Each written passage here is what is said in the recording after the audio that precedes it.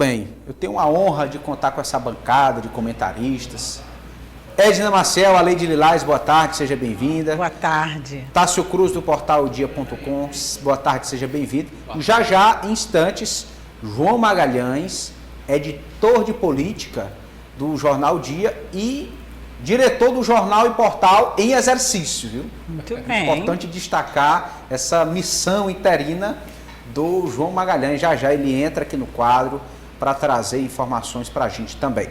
Wellington Dias e Alckmin discutem alguma informação? Certo. Certo. Vamos dar prosseguimento aqui. Wellington Dias e Alckmin discutem com a equipe de transição sobre mantimento do Auxílio Brasil de R$ 600 e prioridades da proposta orçamentária. Vamos ouvir o senador Wellington Dias.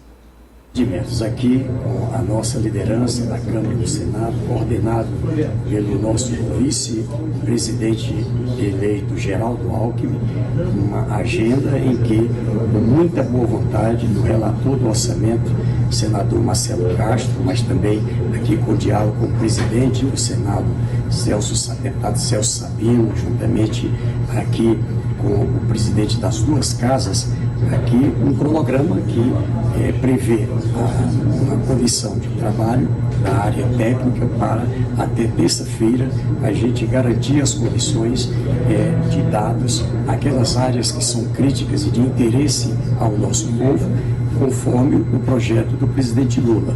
E na terça-feira as condições de ter a proposta de emenda constitucional e também a proposta para o orçamento, dando condições de primeira, segunda semana de dezembro, dá tempo para a votação.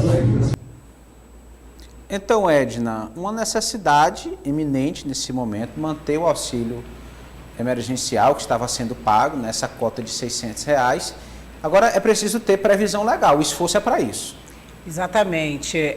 Promessa de campanha dos dois, na época, candidatos, né?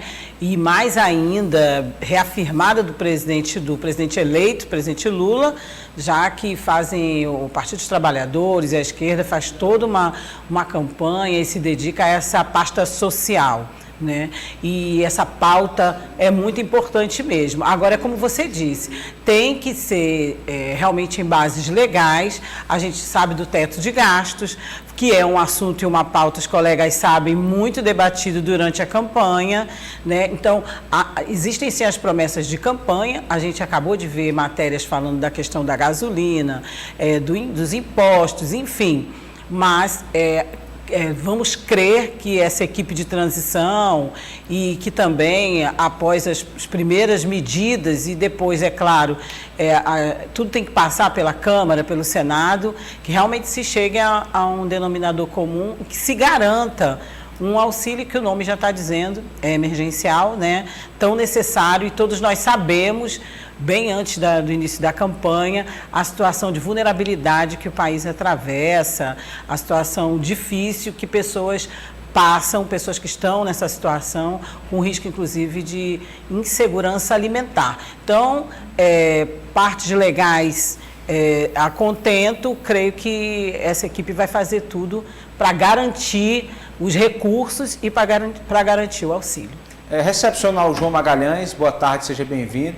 João, aí já há uma grande diferença entre os dois governos. O governo Bolsonaro estipulou esse chamado teto de gastos em nome de um equilíbrio econômico, financeiro, fiscal, mas parece que o novo governo não tem muito essa amarra, não considera muito essa possibilidade de respeitar o teto de gastos e o pagamento do auxílio. A continuidade do pagamento do auxílio já evidencia, né, as prioridades do novo governo. Isso mesmo, Eliezer, boa tarde para você, boa tarde a todos. De fato, a gente tem nessa questão do auxílio algo bem interessante. A gente teve lá na pandemia um auxílio de R$ 600. Neste ano a gente voltou a contar, o país voltou a contar com o auxílio nesse valor de R$ 600. Imagina-se que para uma família que nesse momento depende desse recurso, é muito doloroso ver uma redução da renda, né, de 600 caindo para R$ 400, que é o valor que está previsto no orçamento do ano que vem.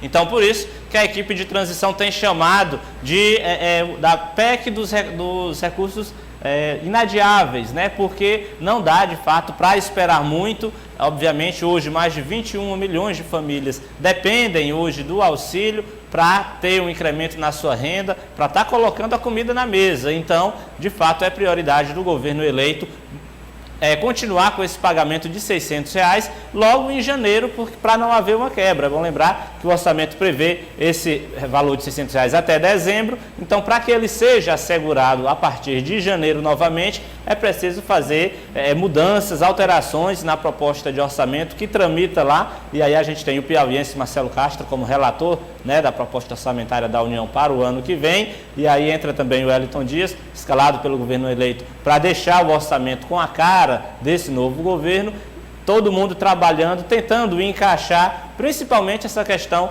do retorno, né, do Bolsa Família, nesse valor de R$600, para que não haja de fato nenhuma quebra, porque a gente vive naquele momento, né, Eliezer, já há algum tempo, onde há de certa forma um aumento, a gente percebe um aumento da pobreza, um aumento do número de famílias dependendo desses repasses de transferência direta de renda. Então é importante que o novo governo, e aí entra uma questão mais política, né? Todo gestor, quando assume o governo, ele meio que assume no cenário de lua de mel com o seu eleitorado. E tudo que ele não pode fazer é perder, obviamente, esse clima, né, de amor com o seu eleitorado logo nos primeiros meses. Então, foi uma proposta de campanha de Lula manter esse pagamento de R$600. Ele não vai querer descumprir essa promessa logo no mês de janeiro.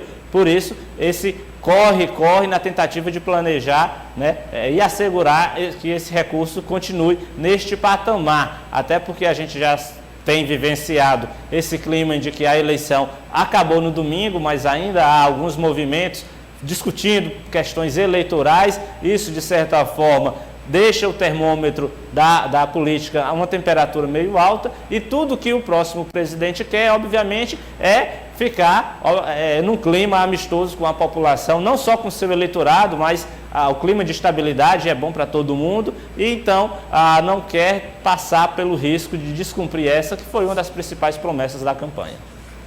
Muito bem.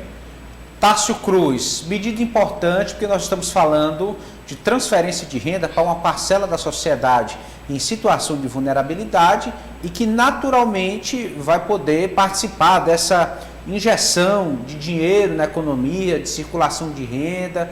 É algo que o Brasil não pode descartar. Eliezer, é preciso que o amigo de casa entenda que para honrar esses compromissos, principalmente do Auxílio Brasil, né, que deve voltar a chamar Bolsa Família, e também do salário mínimo acima da inflação prometido pelo governador e senador eleito Wellington Dias, vai precisar de um desprendimento financeiro do orçamento que hoje não existe. E o senador Marcelo Castro ontem deixou claro que este é o orçamento mais restritivo, né, um orçamento que mais engessa a administração federal. Então, como a gente já explicou na política de ontem, uma PEC está sendo feita, né? E essa PEC deve ser enviada para o Congresso para fazer essa alteração no orçamento. Só que alguns bastidores, Eliezer, dessa articulação chamam a atenção. O primeiro bastidor interessante. Ontem, né, nós tivemos uma reunião pela manhã, né, em que o Wellington Dias, Marcelo Castro, Alckmin e a equipe participaram, e pela tarde a gente teve uma reunião no Palácio do Planalto. Curiosamente, o Wellington Dias não foi a essa reunião no Palácio do Planalto, e nos corredores a informação que a gente tem é que Alckmin e Bolsonaro se encontraram e chegaram a se cumprimentar no Palácio do Planalto. É algo ali bem informal, mas chegaram a se cumprimentar. Ou seja, existe um indicativo forte do governo que não vai, principalmente com Ciro Nogueira à frente, que não vai apresentar dificuldades para essa transição. E existe, Eliezer, é preciso destacar, no Congresso, principalmente na Câmara, um indicativo bem acentuado de que Lula não terá dificuldades nem mesmo antes de assumir. Nós tivemos o Republicanos, através, não do seu líder político, mas do seu líder intelectual, né, Edir Macedo, líder do movimento religioso, que encabeça ali o Republicanos pedindo desculpas ao Partido dos Trabalhadores. Nós tivemos Luciano Bivar, do União Brasil, revelando que o partido não fará oposição. E eu fazia as contas aqui, Eliezer, só desses partidos, mais PT, MDB, PDT, PSB, partidos que hoje esboçam ali uma base aliada de Lula, nós já teríamos mais de 300 deputados. Né? Então começa a se desenhar uma base muito sólida de Lula na Câmara, apesar de terem sido eleitos esses parlamentares na oposição, muitos sinalizam que devem aderir à base de Lula e essa PEC do orçamento deve ser o primeiro termômetro, deve ser o primeiro teste que Lula vai ter antes mesmo de conversar o seu governo. E outro ponto interessante, aliás, eu vi alguns analistas de Brasília ontem falando que as sinalizações de parlamentares à equipe de transição de Lula é tanta que eles usaram uma metáfora, está faltando gravata vermelha em Brasília, aliás. Muitos parlamentares comprando gravatas vermelhas, né, Ed, para sinalizarem, né, essa boa vontade, vamos dizer assim, com o presidente eleito Lula. Então, eu acho que se desenha uma base sólida e confortável nesse início de governo para Lula, apesar de ter sido uma bancada bem centro-direita eleita, né? Nós temos PL, nós temos PP, mas esse orçamento que está sendo discutido vai ser o primeiro teste. Tá? Bom, eu gostaria... Definitivamente, rapidamente aqui, ninguém quer a trincheira da oposição. Pode falar, Edna. Não, só para complementar aí o bastidor do Tássio, que inclusive um arcebispo, né, um arcebispo de Brasília, foi quem fez, costurou, né, na verdade, esse cumprimento, esse aceno de Alckmin com o governo Bolsonaro, né, foi ele que intermediou, e eu acho que essa é uma sinalização bem positiva, né, independente de questões religiosas, mas a gente sabe que Alckmin é bem católico, né? E essa intermediação foi feita justamente como uma sinalização, né, de mais conversa, de que é outro sinal de que essa transição vai ser boa. A gente já tinha notícias, né, Tássio? Nós dois até conversamos isso hoje nos bastidores, porque muita gente questiona, será que realmente na Câmara e no Senado toda essa conversação que está sendo feita vai amenizar mesmo, né? Pelo que Tássio diz, sim. Eu ainda tenho um pouquinho de dúvidas se não haverá alguma resistência, não que não vá passar a PEC, mas que esse casamento vai ser assim, essa lua de mel, como a gente estava dizendo ontem, vai ser muito duradoura. Mas é o que a gente espera, né? E é o que tudo está sinalizando. Então vamos aguardar e acompanhar para ver se essa é uma situação emergencial, é o interesse de todos, além de ser a bandeira do Partido dos Trabalhadores, do Lula, da campanha. E temos notícias também, né, amigos, que o próprio presidente eleito, na segunda-feira, deverá também ir a Brasília para algumas conversações com alguns grupos também, já acho que pontuando esse momento de namoro, né? João? Sim, Eliezer, é só lembrar que nessa seara que o Tássio falou, das alianças, né, possíveis alianças, a imprensa nacional dá conta de que Valdemar da Costa Neto, presidente do PL, nesse momento está meio que fazendo um jogo duplo, porque na medida em que é presidente do partido de Jair Bolsonaro, na medida em que tem garantido algumas questões a Jair Bolsonaro para o ano que vem, algumas questões relacionadas à assessoria jurídica, a salário, enfim, a outras questões, há, de acordo com a imprensa nacional, uma sinalização de um diálogo, né, já nessas próximas viagens de Lula a Brasília, entre Valdemar da Costa Neto e Lula, para que o PL, né, integre aí esse grupo de apoio ao mandato de Lula, o que faria, obviamente, consequentemente, fazer com que o bolsonarismo tivesse que procurar outro partido, outra sigla, já que Valdemar da Costa Neto, é bom lembrar que ele foi um grande aliado de Lula nos governos anteriores, até aquele momento do mensalão, enfim, mas há uma sinalização no sentido de que Valdemar da Costa Neto e o seu grupo político dentro do PL possam sim já sinalizar um apoio a Lula, claro, tendo algumas garantias envolvendo presidência de Senado, envolvendo alguns ministérios, alguns cargos, e isso ia repercutir exatamente nos estados. É bom lembrar que aqui no Piauí, o PL, apesar de nessa campanha eleitoral ser um partido bolsonarista, tem um nome que é o vereador Leonardo Eulálio, vereador aqui de Teresina, que é vinculado ao PL e tem um canal de diálogo direto com o presidente Valdemar da Costa Neto por meio de Fábio Xavier, né, integrante histórico do PL, que hoje está no PT, mas a alma, o espírito dele é do PL. Então eu acredito que nessas mudanças a gente pode observar. Ninguém pode se surpreender se o partido em que está Jair Bolsonaro seja um aliado de Lula já no começo do ano que vem, e aí a gente vamos ter que observar o bolsonarismo procurando outro partido, porque aí obviamente que o Bolsonaro em si e seus principais aliados não vão se aliar a Lula. Aí seria ser liberal demais, né? É verdade, né? Tem limite, né? O liberalismo tem limite, né? Tem limite. Vamos continuar falando desse contexto nacional. O deputado federal eleito Florentino Neto, do PT, comentou o empenho da equipe de transição do governo Lula para contemplar o pagamento do Bolsa Família, né? Auxílio Brasil pode voltar a ser chamado de Bolsa Família no valor de R$600 próximo ano. O novo liberar governo geral, Lula, para o qual nós votamos e para o qual nós estamos estimulados nesse trabalho, o governo Lula observou que lá, na proposta orçamentária, o auxílio que está sendo pago, que é de R$600, a partir de janeiro teria que diminuir para R$400. Então, nesse momento, o Wellington Dias, Geraldo Alckmin, Marcelo Castro e tantos outros estão lutando para reformular esses cálculos e viabilizar que o auxílio, que vai ser chamado novamente de Bolsa Família, continue sendo de R$600. É uma proposta coerente de Lula com o que vinha dizendo até então. Mas me alegra também saber que nós estamos lutando lá com a nossa equipe de transição por mais cirurgias para diminuir as filas no SUS, recursos de média e alta complexidade, lutando também pela continuidade, fortalecimento do programa Farmácia Popular e para o fortalecimento do programa da merenda escolar. Vamos em frente.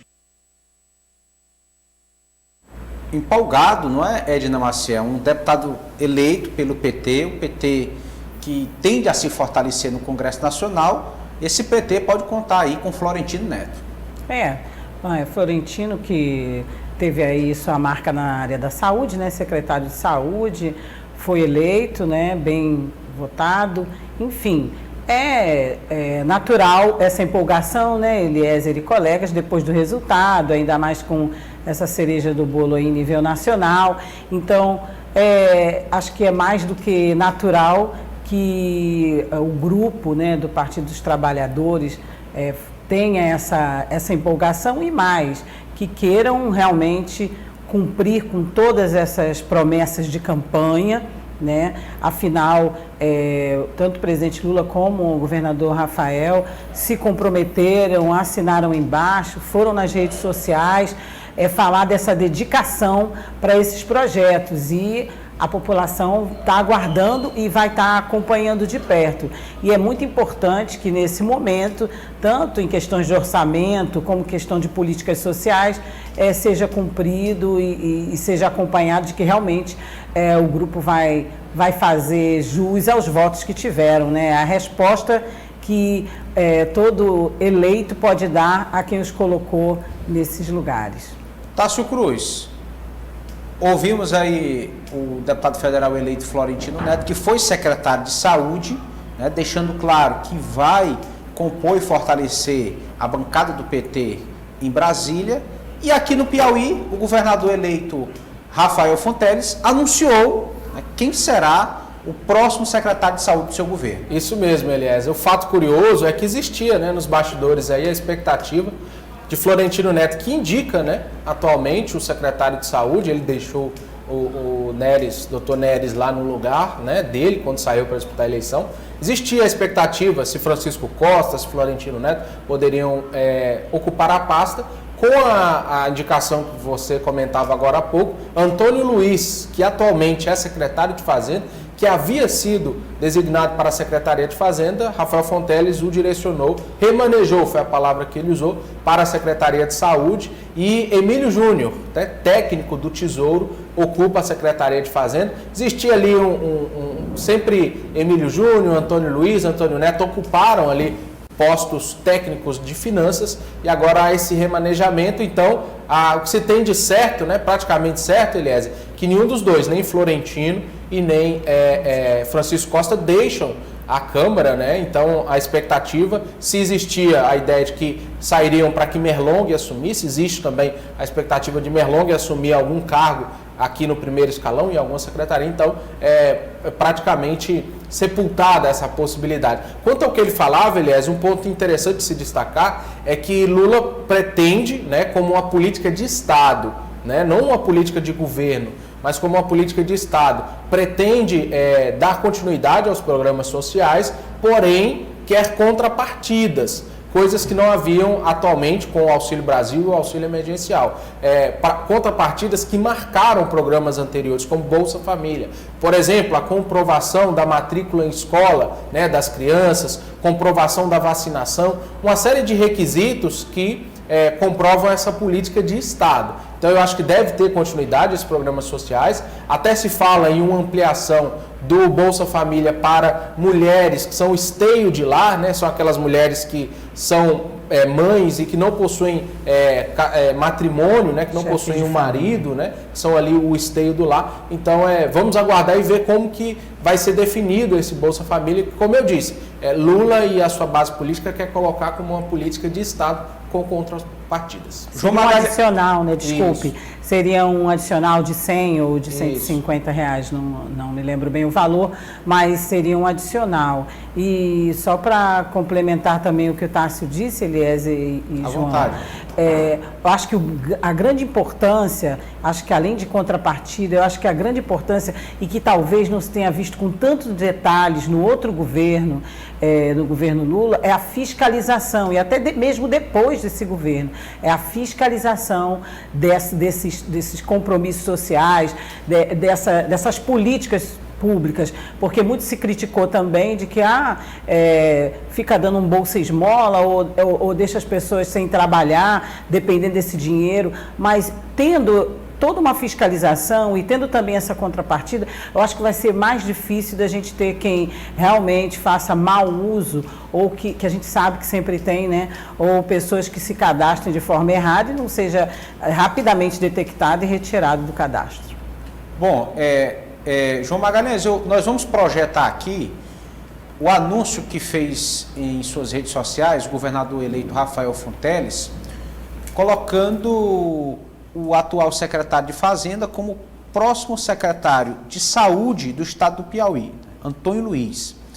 E para a Secretaria de Fazenda, né, alguém já dos quadros da Cefaz, Emílio Júnior, que exatamente o Emílio Júnior é irmão do vereador Dudu, aqui da cidade de Teresina.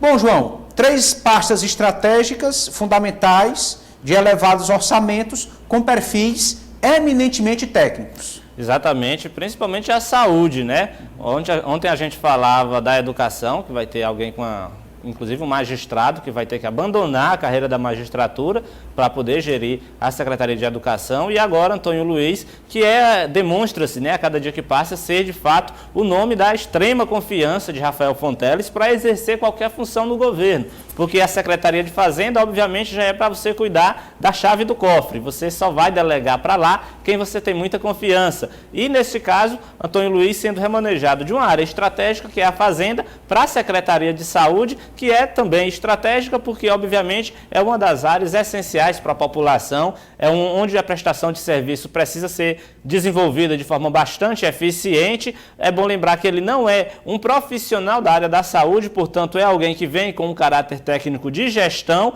ele é auditor fiscal da Fazenda, ou seja, alguém que entende de dinheiro, de recurso, demonstrando que Rafael Fonteles quer na saúde um gestor que tenha essa capacidade de utilizar bem o recurso público, né, de garantir, de otimizar o orçamento da pasta para tentar melhorar a prestação do serviço nessa área. É bom lembrar também que comenta-se que Antônio Luiz, um dos desafios dele na saúde vai ser exatamente organizar, porque é uma pasta muito grande, a saúde é uma daquelas áreas em que alcança a prestação de serviço, ela alcança os 224 municípios do estado, tem muitos programas, recursos vindo direto da União para os municípios, mas tendo que passar pela Secretaria Estadual de Saúde, a questão do cofinanciamento, enfim, é uma área de fato estratégica e que Rafael Fonteles quer nela um aliado de primeira hora, alguém que ele tem a extrema confiança na sua capacidade de gestão. E para a Fazenda, apesar de ser de fato um nome vinculado, né? O Emílio Júnior é irmão do vereador Dudu, mas ele chega ao posto pelo seu perfil técnico. Ele já foi secretário de Receita, já foi superintendente de Receita, já foi superintendente do Tesouro Estadual, enfim, é um técnico, um auditor fiscal que entende bem essa questão das finanças do Piauí. Então, ele chega ao posto de fato pela confiança que Rafael Fonteles tem nele e pelo perfil de técnico dessa área das finanças, demonstrando aí que o governador eleito quer, de fato, concentrar esse perfil técnico nas áreas que ele considera estratégicas. Muito bem. Nós temos agora um outro assunto aqui que eu gostaria de repercutir, diz respeito ao deputado Franzé Silva, né, que foi escolhido pelo PT para disputar a presidência da Assembleia. Seria inevitável, Edna, o vereador o vereador Franzé representar o PT nessa disputa, já que ele é o vice-presidente atual e vai assumir por um mês o comando do Parlamento Estadual? Nós sabemos que a disputa é grande, né, Eliezer e colegas? Não só o PT, como o MDB, a gente falou aqui no nome do João Matson esses dias, né?